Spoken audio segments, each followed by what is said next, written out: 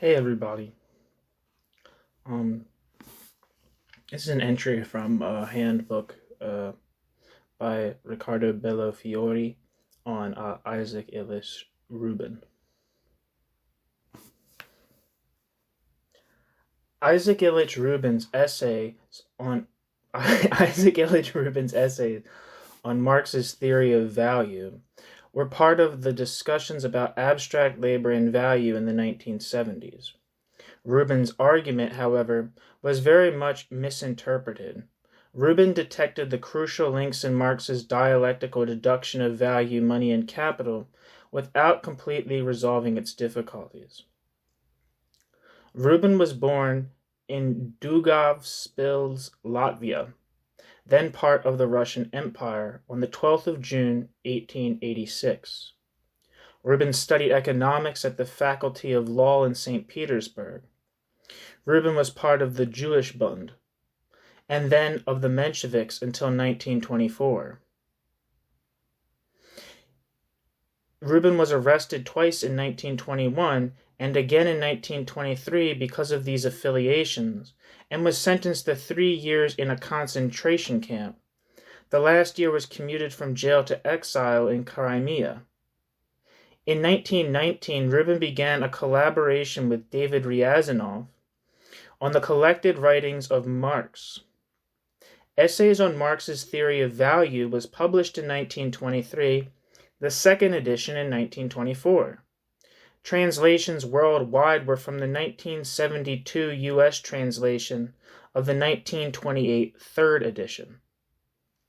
The U.S. edition was partial, missing a short preface, the introduction, an appendix on Marxian terminology, labor and value, crystallization, thing and social function, and the answer to the critics. A 1929 fourth edition added some lines to the preface and a rejoinder to Besanov.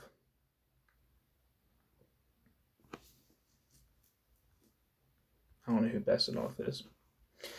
Some hints on Rubin's intellectual trajectory were known from the abstract labor and value in Marx's system essay, a 1927 article translated into German and then into English. It was part of the 1920s debate in Under the Banner of Marxism, an important book edited by Richard Day and Daniel Guido has been just published. It includes important new material and hopefully redefines the discussion. Particularly important are an unfinished 1926-28 long manuscript, Essays on Marx's Theory of Money, and The Dialectical Development of Categories in Marx's Economic System, another article in Under the Banner of Marxism from 1929. In the 1920s, Rubin published other important books and essays, among them Physiocracy of 1925, The History of Economic Thought, 1926, second augmented edition, 1928, and Contemporary Economist in the West, 1927. Arrested in 1930 for conspiring in establishing a Union Bureau of Mensheviks, in quotes, in 1931, Rubin was condemned to 5 years imprisonment, then released in 1934, and then sent to Kazakhstan. In 1937, Rubin was shot on charges of supporting a Trotskyist plot. Rubin versus the critics. Coffee sip. Rubin was critical of the reductions of abstract labor to the physiological expenditure of energy, and advanced a sociological reading of Marx's theory, where the theory of fetishism is an essential component of the theory of value, and abstract labor is interpreted as a purely social objectivity. Critics lamented that the material dimension of production was forgotten in favor of a neo-Kantian idealist position like Franz Petri's. I don't know who Franz Petri is.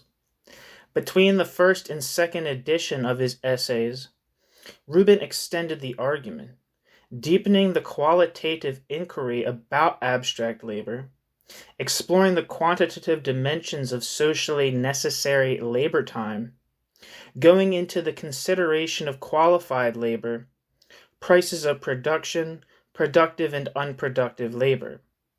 The second edition soon ignited virulent criticism. Rubin replied in the third edition proposing categorical innovations. The substantial changes in Chapter 12, Content and Form of Value, and in Chapter 14, Abstract Labor, followed the 1927 article. In Chapter 3, he merged another article from Under the Banner of Marxism, Production Relations and Material Categories, which was part of the debate on planning. For Rubin, the logical structure of political economy as science exhibits the social structure of capitalism. It is the social nature of material categories that constitutes Marx's, quote, interconnection. Classical political economy accepts without questioning the estranged form of economic relations, that is, the objectified, ready-made form of things. In fact, the reification of production relations means that things, or better, the social form of the products of labor, serve as bearers of a determinate kind of production relations. A position like this was frontally opposed to the reduction of abstract labor to physiological labor, and of social relations to material relations. This was, for example, the position of A. Cohn, Lectures in Political Economy, First Part, Theory of Value, Theory of Money, Theory of Surplus Value, 1928. I don't know who A. Cohn is. If you do, I'm impressed. The abstraction of labor is a mental generalization from concrete labors, an abstraction in thought leading to the determination of physiological labor as labor in general. Abstract labor is a logical notion prolonged in a measure of the physiological effort, immediately defining a quantitative measure of the magnitude of value. Abstract labor has therefore no special relation with the, quote, commodity form. And abstract labor is a quantitative concept only because abstract labor's base is a physical amount of physiological energy. That social relations are liable only to that social relations are liable only to a qualitative inquiry was also argued by A. Voznesensky in an article, How to Understand the Notion of Abstract Labor, also from Under the Banner of Marxism, December 1925. On the same journal, a similar position was maintained by I. Dashkovsky in an article called Abstract Labor and Economic Categories. The labor, quote, creating value must have a distinct characteristic of being social labor, christened as economic labor by S. Schabs in his 1929 book, Problems of Social Labor in the Economic System, a critique of the essays on Marx's theory of value by Isaak Illich Rubin. The criticism was that Rubin collapsed abstract labor and social labor into one and the same category.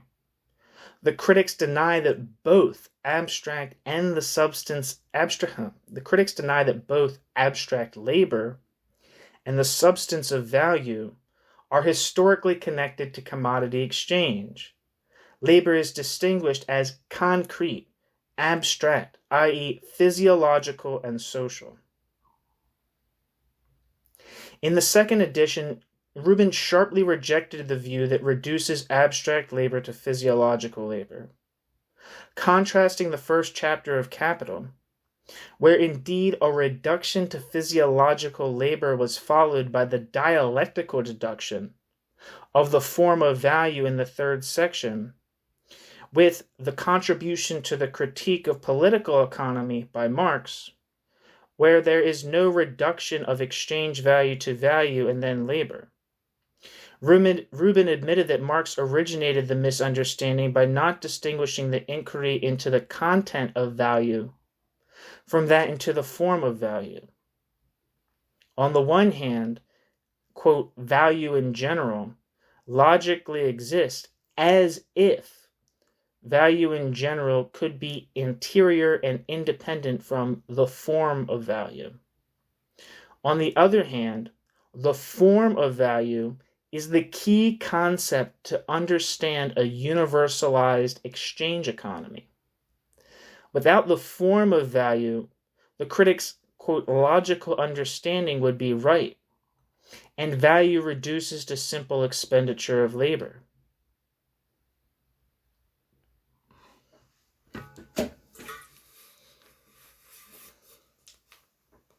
Water break.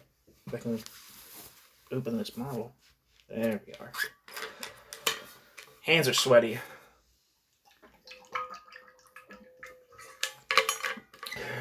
You all make me nervous.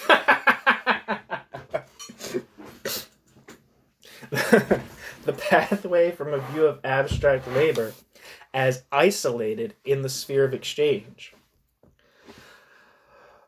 The critics, however, convinced Rubin of the risk that in the second edition of his book, the theory of the form of value was wrongly advocated against the social existence of the essential dimension of value before final exchange. Ironically, it is exactly this conclusion, more faithful to the Rubin of the second edition than to the Rubin of the third edition, which since the 1980s was maintained by what is mistakenly labeled the Rubin School. Rubin emancipated himself from this risk through a thorough study of the critique that Marx mounted against the proto-marginalist Samuel Bailey in Theories of Surplus Value. The critique of Bailey was a major weight in Rubin, and in a 1929 study of Marx and Bailey from the Bulletin of the Marx-Engels Institute.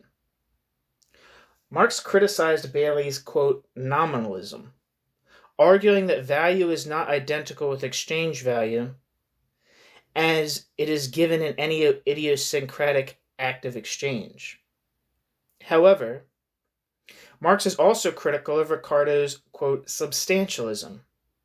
According to this substantialism, value is reduced to the content or substance of labor, a position that is blind to the form of value in money. Political economy follows an analytical method, moving from exchange value to labor. This must be complemented, like in Marx, by a synthetic exposition from labor to value to form of value to exchange value. Marx asks why labor must be exhibited in that form, and therefore which is the labor expressed in exchange value. Value as form, distinct from value as content, is an abstract property of the commodity that has not yet materialized in a determinate objectivity. It has not yet taken a concrete form. This will happen in money as, quote, exchange value, that is, in, quote, value as form, externalized and made autonomous.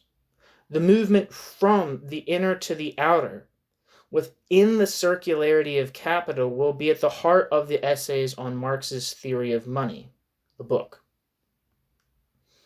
Oh yeah, it says the essays. Sometimes I feel like I read like book titles, like sometimes I read Marx's like the book. It says Marx's Capital, and it just says capital, and then I feel like it could be confused if I just read it as capital with just talking about the social form of capital as opposed to the book Capital. Chapter 14 of the second edition of Rubin's book was the most attacked. Abstract labor was defined as private labor turning into social labor in the distinct phase of commodity exchange after production. Critics countered that in any social allocation of labor, there is the need to reduce labor to a common standard, and labor is immediately social in production. In the preface to the third edition, Rubin declares that he cut away from the passages that gave his critics arguments to attribute to him points of view that he did not agree with. Rubin conceded to the critics that in any economy where there is a social division of labor, there is the need of a social equalization of labor. Excuse me, let me repeat that, I'm spacing out.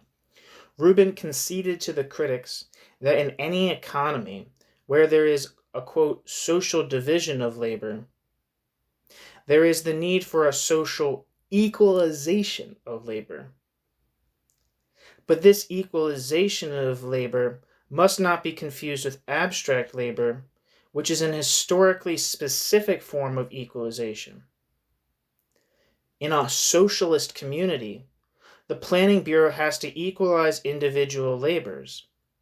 But this equalization of individual labors is secondary relative to the socialization and quantitative allocation of labor.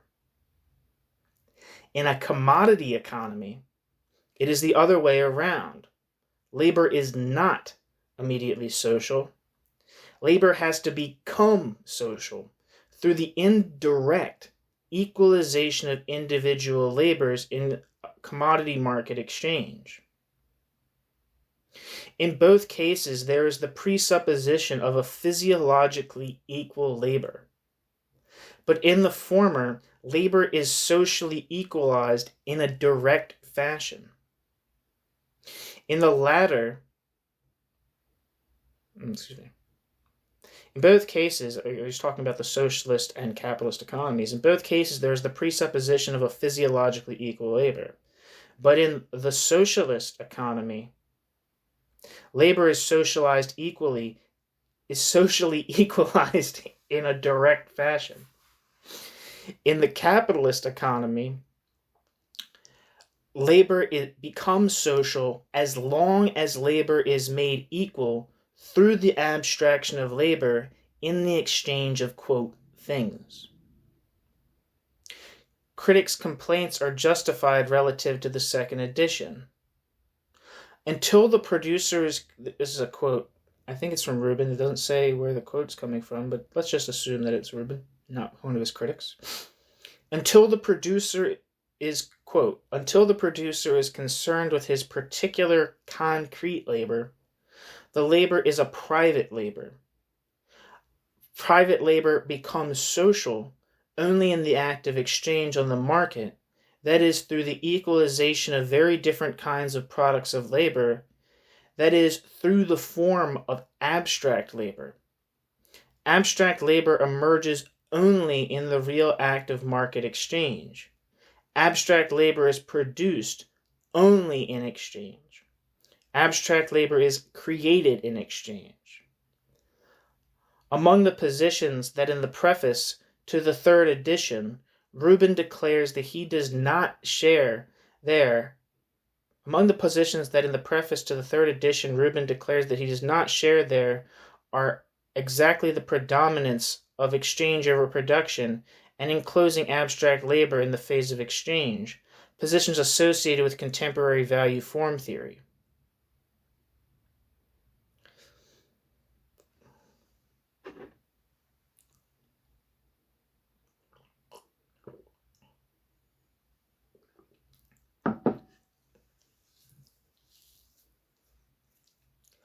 The third edition, abstract labor as latent in immediate production. In 1907 to 1928, Rubin radically reformulates his conception of abstract labor. Exchange is now a dual notion. 1. A particular phase of the capitalist economic circuit. 2. The specific form of production in capitalism as characterized by an ex post socialization. in universal commodity exchange. Thus, it encompasses within itself the totality of production and exchange as successive moments in an alternating pattern. In this second connotation, exchange is the social form of reproduction, before actual exchange as a distinct phase. Private producers need to consider, in the sphere of representation, the compulsion coming from their competitors. Thus, already in the phase of immediate production, commodities are equated with money. It is an anticipated equalization of concrete labors as abstract labor. In this new theoretical configuration, abstract labor is latent in immediate production. It is true that the metamorphosis of concrete labors to abstract labor so far is preliminary and ideal, and the latent abstract labor has yet to become actual on the final commodity market. However, the rigid opposition of private production versus social final validation, still present in the second edition and resurfacing today in many value form approaches, becomes meaningless. Without exchange on the commodity market, there would not be abstract labor. But abstract labor is present as objective potency in production. The abstraction of labor is a process, and value, quote, comes into being, end quote, in the unity of production and circulation. A closer look at other of Rubin's works between 1927 and 1929 is essential here. In the essay Abstract Labor and Value, Rubin writes that value as content, i.e. labor, and the social form of value are both included in the notion of value. The social form of the product must be divided into two parts. One part that has not yet acquired a concrete manifestation, and a part that has already acquired an independent existence. The former is value as form, which is included in value itself, and the latter is exchange value, properly speaking, which is its exteriorization and, quote, incarnation. In commodity production, the socialization of dissociated labors takes the specific form of abstract labor, which is the content of value, first objectified ideally in the form of value, then embodied materially in the universal equivalent, money. The concept of value is related backwards to the social relations of commodity production. The concept of value is related backwards to the social relations of commodity producers through abstract labor in becoming. Sorry, I'm getting, my brain's foggy. The concept of value is related backwards to the social relations of commodity producers through abstract labor in becoming, as value as content, and is related forward to real money as exchange value through value as form as ideal money. In the book, Essays on Marx's Theory of Money, from 1926 to 1928, this train of thought is detailed. When products of labor are produced for sale and commodity exchange is universalized, price formation is continuous because of the continuity of the process of reproduction. With money as the measure of value, The preliminary mental anticipation of the normal prices of commodities is an expression of those commodities' values. This ideal evaluation changes qualitatively the social nature of both product and labor. Since money, gold, is a commodity produced by labor, price tags are a quantitative determination of the expected value content before final exchange. As in his book, Rubin refers to a, quote, equilibrium side of value theory, according to which in normal conditions, the expected price is dependent on the objective conditions of productive forces. Technical, socially necessary labor time. Demand seems to be the primary force in market exchange, but in fact,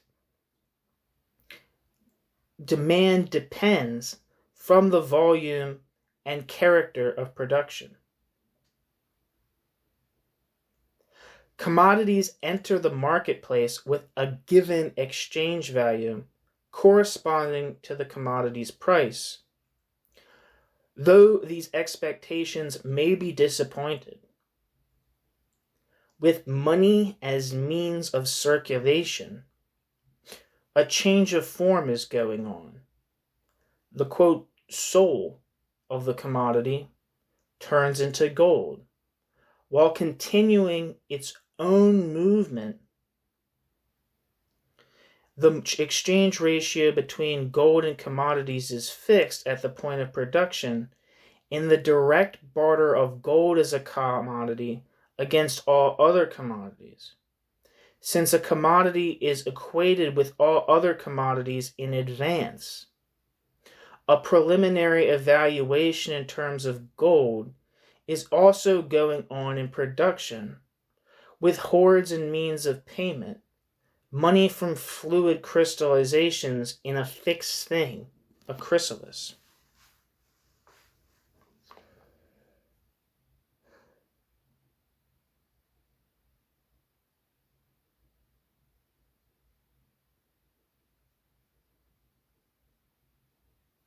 Since the commodity is equated with all other commodities in advance, a preliminary evaluation in terms of gold is also going on in production. With hoards and means of payment, money from fluid crystallizes in a fixed thing, a, quote, chrysalis. In his 1929 report published in Under the Banner of Marxism, Rubin traced the dialectical development of categories, sketching the entire theoretical structure of capital built from the contradiction hidden in the commodity between use value and value. Each commodity reveals value through the equalization with other products. Only money embodies direct and universal exchangeability, but every commodity, without yet really being converted into money, still has the potential or ideal form of money. In money as ideal money, value as form, which inheres in the commodity, we reach the money existence of the commodity itself. This nebulous and chimerical form becomes externalized in fluid and firm forms. In money as real money, exchange value as the form of value, we reach a social form that is frozen, ossified, crystallized, and has coalesced with a thing, the absolute existence of value.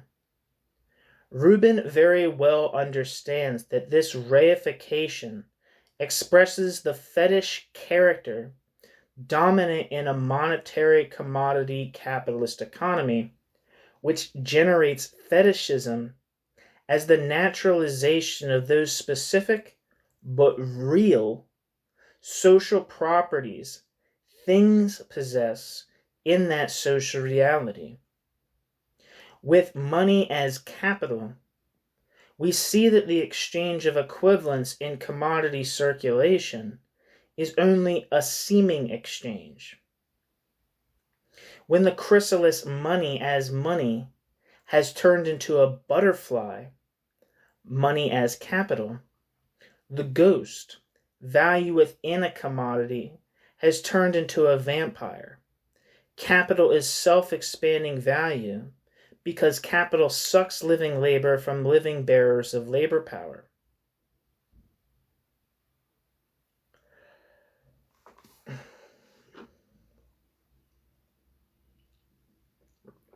One step back to Rubin and 2 steps beyond? ? Rubin has been either misinterpreted or underrated. Rubin's book was probably translated too late. Surely his contribution has been forgotten or sidestepped too soon. Lucio Colletti's interpretation between 1968 and 1975 shows amazing similarities with Rubin. But Rubin's book wasn't yet translated, though anecdotal evidence insists that Colletti may have had knowledge of it through his first Russian wife, Irina. Hans-Georg Bachhaus, one of the founders of the German Value Form School, confessed to Emilio Agassiz he read only the initial chapters of Rubin on fetishism only after having published the first 2 parts of Materialien zur Rekonstruktion der Marxischen Werttheorie. You like that awful German pronunciation? After reading the other chapters on the form of value, on Agassiz's suggestion, Bachhaus declared that this would have saved him a lot of work. Etienne Balibar provides thorough and convergent considerations about fetishism in The Philosophy of Marx, without ever referring to Rubin. The point is that the processual perspective of the abstraction of labor presented by Rubin is a decisive step forward. It has to be complemented by Claudio Napoleoni's writings of the early 1970s. For Napoleone, the deduction of abstract labor from commodity and monetary exchange. Yeah, it's a house phone. Isn't it beautiful sounding? The point is that the processual perspective on the abstraction of labor presented by Rubin is a decisive step forward. It has to be complemented with Claudio Napoleoni's writings of the early 1970s. For Claudio Napoleone, the deduction of abstract labor from commodity and monetary exchange, as we find in the first chapter of Capital, should be brought together with the deduction of abstract labor as the living labor of the wage earners commanded by capital in the phase of production, as we find in the Grundrisse. Claudio Napoleone clarifies that within the category of abstract labor, as long as abstract labor is understood as labor which is immediately private and only mediatedly social, capitalist competition within sectors is part of the essence. The, quote, immediately private labors, end quote, equalized in exchange are the collective labors commanded by capitalist firms. From here, Marx can build his views on firms' struggle to get extra surplus value, which anticipate Schumpeter. These considerations help overcome some of the limits of Rubin, who gives too much weight to simple commodity production. Rubin also does not see that monetary validation of commodities, the ex post socialization and circulation, goes together with what Marx defined as the immediate socialization of labor and production. As again Napoleone argued, once we reach the stage of the real subsumption of labor under capital, Labor does not only count as abstract in commodity circulation, labor is already abstract in capitalist production. The abstraction of labor becomes practically true, and, quote, form determination extends to the expenditure of labor. The use-value dimension is mediated by value. Abstract labor, in becoming within the immediate process of production, the subject, the self-acting fetish, that from production is actualized within circulation. The difficulty is that Rubin's compact argument builds on Marx's view of money as a commodity produced by labor. If this link is cut out, a gap between two worlds opens up, as Michael Heinrich shows. On the one side, production with incommensurable use values in concrete labor, and on the other, circulation where monetary socialization and commensurability emerges. This conclusion cannot be accepted. We need to transform the monetary labor theory of value into a macro monetary theory of capitalist production. A perspective that stresses the financing of production as the monetary anti-validation, pre-validation I suppose that means, prior validation, antecedent. Okay, let me reread that. Sorry, I was trying to gain understanding myself. I've never read this before. We need to transform the monetary labor theory of value into a macro monetary theory of capitalist production.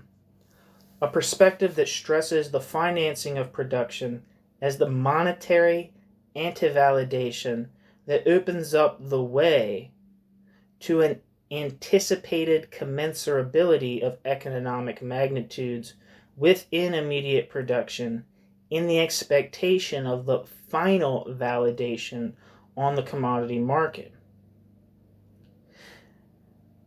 This interpretation of the, quote, cycle of money capital can build on the contributions of Augusto Graziani. Don't know who that is. This research project emerged in the 1970s for social and political reasons. The rediscovery of the, quote, centrality of labor and production as a contested terrain accompanied radical struggles within the capitalist labor process. These struggles highlighted how reductive had been the conceptualization of the relations between labor, power, and living labor inherited from the various Marxisms.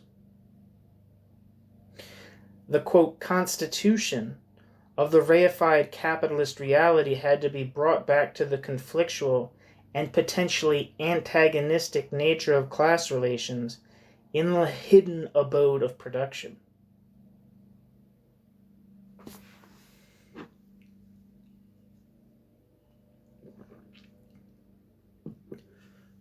Fully to grasp what was at stake in the polemic around Rubin, two issues must be dealt with. The first issue is that the dispute had very much to do, I don't know if I said the title, the Soviet background. To fully grasp what was at stake in the polemic around Rubin, two issues must be dealt with. The first issue is that the dispute had very much to do with the controversies about planning. The anti-Rubin position was that behind the theory of value lies a trans-historical content, grounded in physical techniques and materiality, what was later labeled the Marxism of productive forces, in quotes.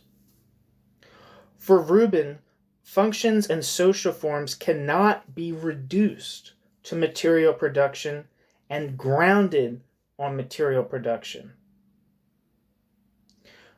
Functions and social forms do not belong to the thing in itself, considered from a material point of view, but to things as part of a given social context. The first approach confuses the technical and social functions of things. Excuse me. Rubin's alternative approach had an immediate consequence. Rubin saw planning as based on an organic and clear outline of society's fabric, allowing thoughtful choices about the goals and finalities of the development of productive forces in accord with actual social needs.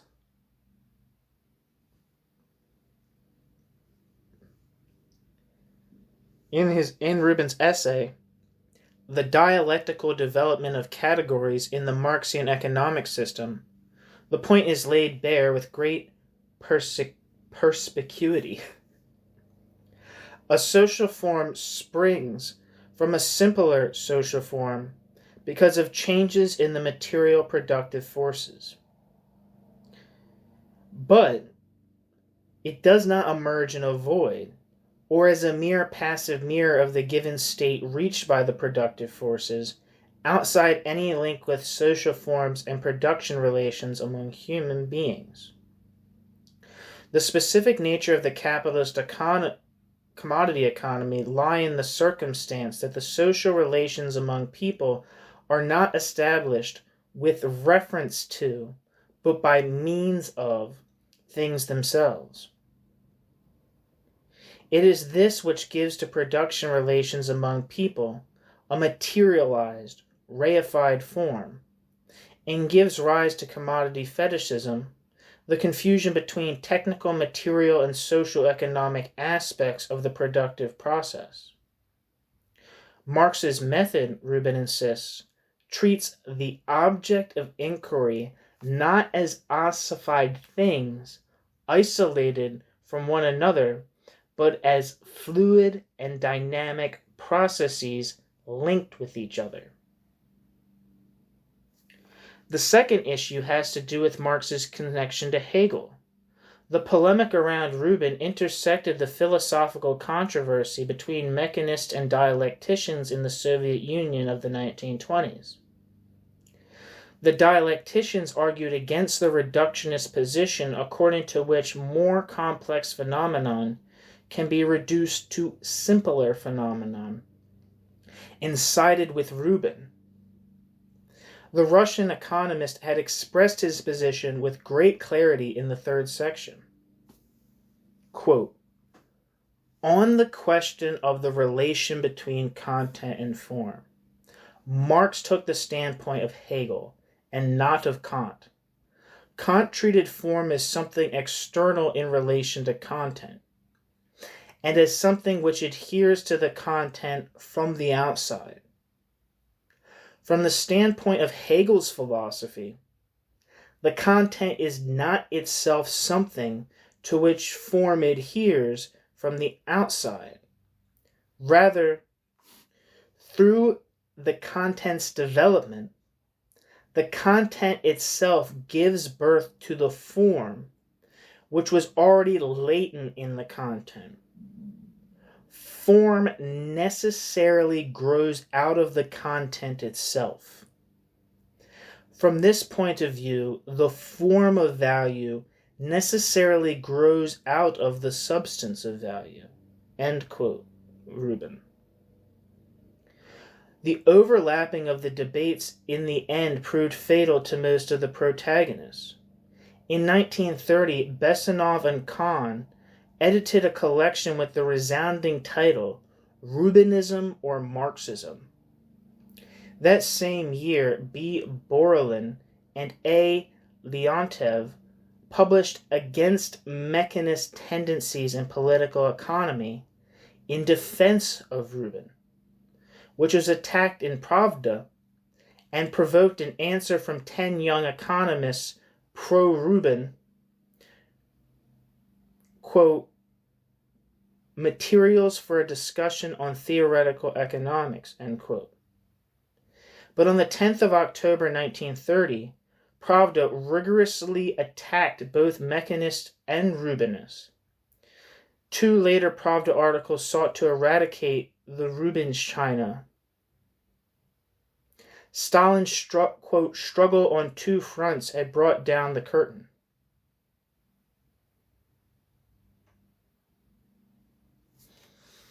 Thanks for listening.